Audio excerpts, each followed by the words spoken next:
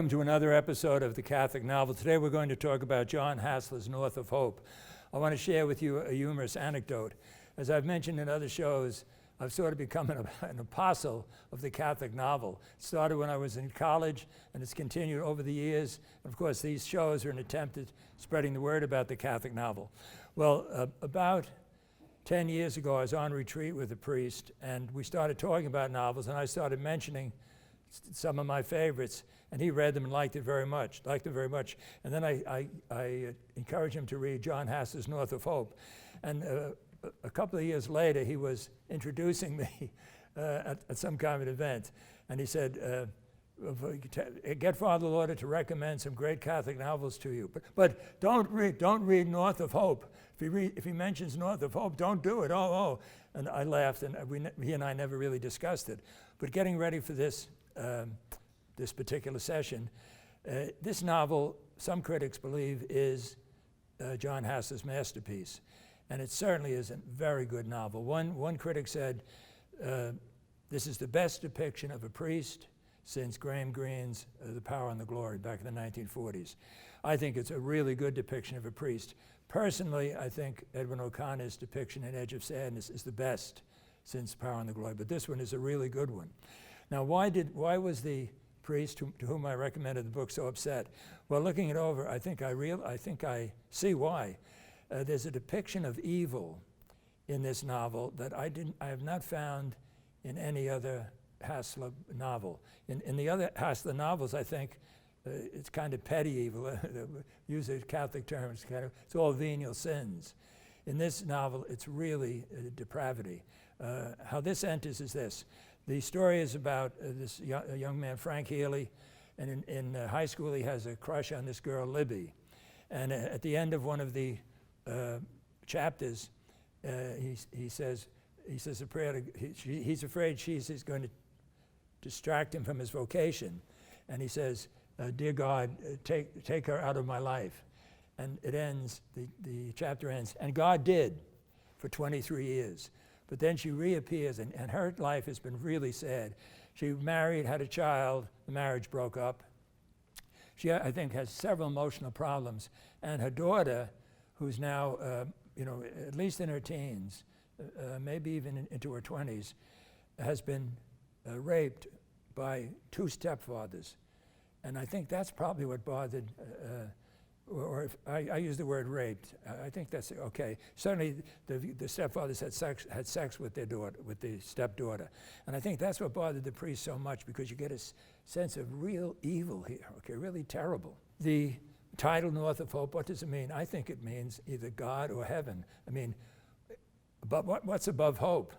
What's above hope, I think, is the reality that we're hoping for. So it is a really good depiction of the Catholic priest. Now, I came across this quote from Sartre, which in some ways may seem obvious to you, but it kind of struck me. Right now I'm working on a seminar course on the Catholic novel. And one of my problems is going to be assigning a number of books, maybe 8 or 10 books, and convincing the students that they can do this, and that they ought to do this, and that this is going to benefit them a great deal. I'm going to have to get a really good talk for my first class. But I might even use this quote from Sartre. Here it is. Reading is a pact of generosity between author and reader. Okay, I think that's nicely put. The author is generous to us. He or she has written a book, and we're generous to the author. We're going to read the book. Each one trusts the other. Each one counts on the other, demands of the other as much as he demands of himself. There is then established a dialectical going and coming. When I read, I make demands.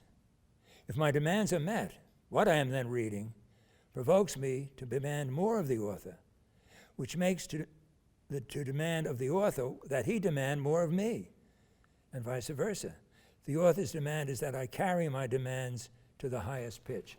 So I try to go deeper and deeper in my reading, demanding the author to go deeper and deeper in his writing. if he or she goes deeper in his or her writing, then that makes another demand on me to stay with the book and go deeper. I've never thought of it this way.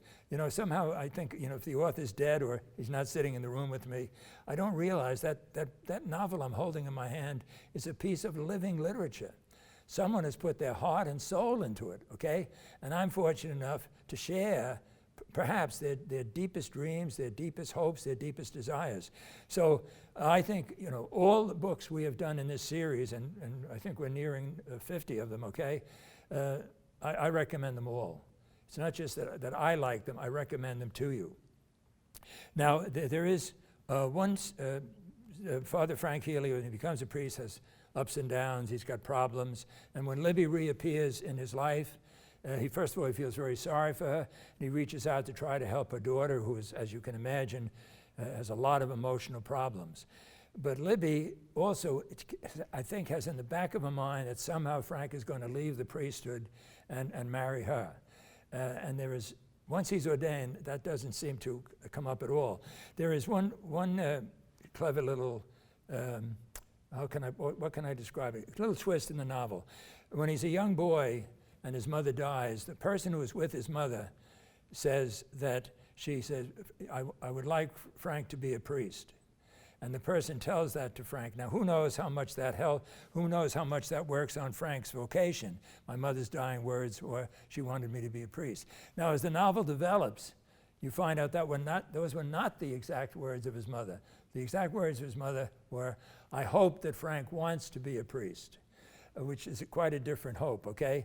Now, I would imagine, I'm a priest a long time, I'm a priest 60 years, okay? How does a vocation develop? How does a vocation grow?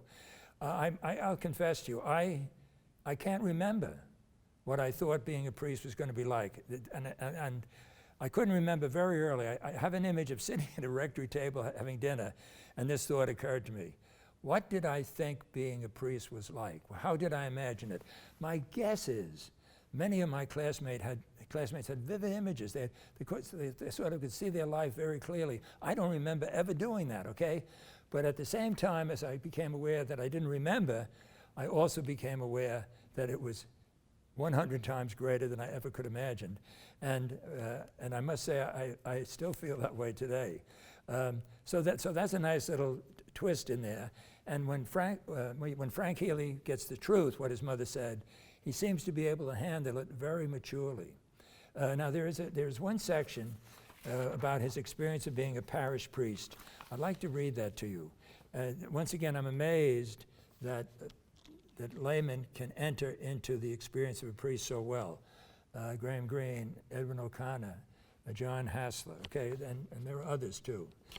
Ralph McInerney does it. All right, so this is now, Frank Healy is finding himself in the parish. He's finding himself enjoying being a parish priest, okay? We're talking about Frank.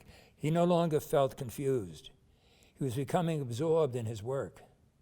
He suspected that he was actually doing some of the parishioners some good, both at St. Anne's and at Our Lady's. So he's ministering to Native Americans and to a white congregation. He's ministering to both.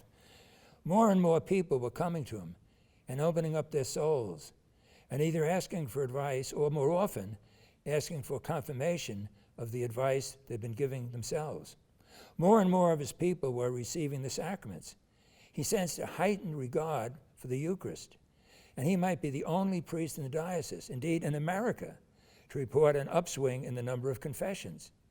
He was becoming increasingly aware of himself as surrounded by two small communities of faith, one Indian, one white, and being nourished by them as he strove to nourish them.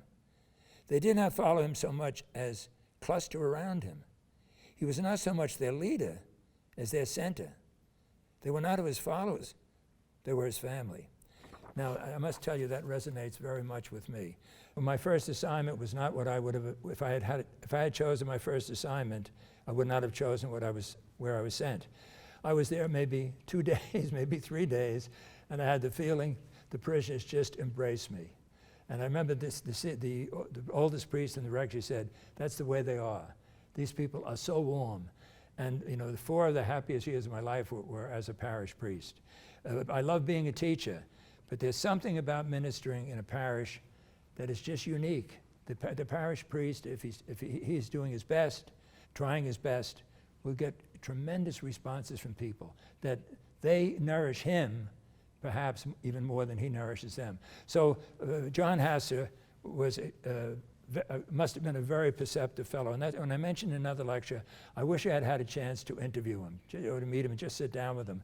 When I think about it, maybe I'd be nervous. He was so perceptive, maybe I'd be afraid to reveal myself to him, okay? Maybe I'd be afraid he's going to see right through me, okay? But I would say take any one of Hassler's books, and I don't think, and you'll be grabbed. You'll be grabbed by the story, and you'll be grabbed by the characters. North of Hope, I would say, is the deepest of all of them. And I would say the mystery of evil is depicted in that in a way it isn't depicted in the others. And the anecdote I told about my priest friend, I'm sure that's what bothered him. You know, he didn't expect that, okay? But in terms of the whole story, grace, you know, conquers evil. Christ conquers Satan. And like all genuine Catholic novels, you know, they finally spell victory. So you want to read something that's a little different and quite deep, try Jon Hassler's North of Hope.